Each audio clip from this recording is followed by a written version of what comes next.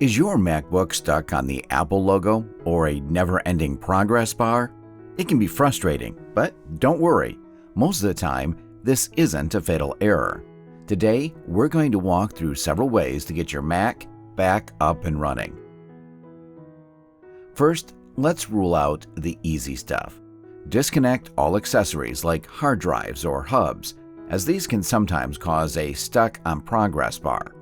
Also, a low charge can occasionally cause a Mac to get stuck while trying to boot, so plug it into a charger for at least 30 minutes before trying again. If it's still stuck, it's time for a force restart. Simply press and hold the power button for about 10 seconds until the screen goes black. Wait a few moments, then press the power or any button again to see if it boots normally. Still no luck? Let's try Safe Mode.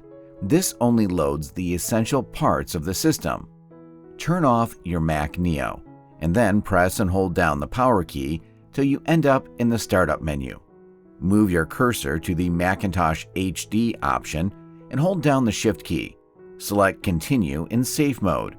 If it reboots into Safe Mode, log in and then open Settings from there to General and search for Login Items and Extension.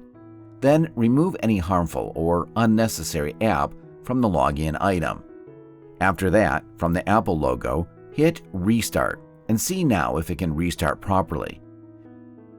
If it's still not working, go back to the Startup menu. Select Options.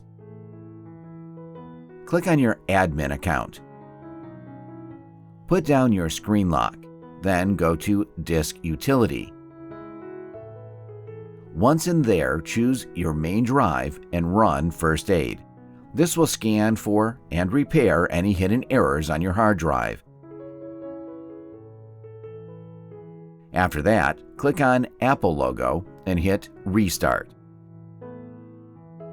If none of these steps work, the final software fix is to reinstall macOS from the recovery menu. Note that this will erase all your data, so it should be your last step.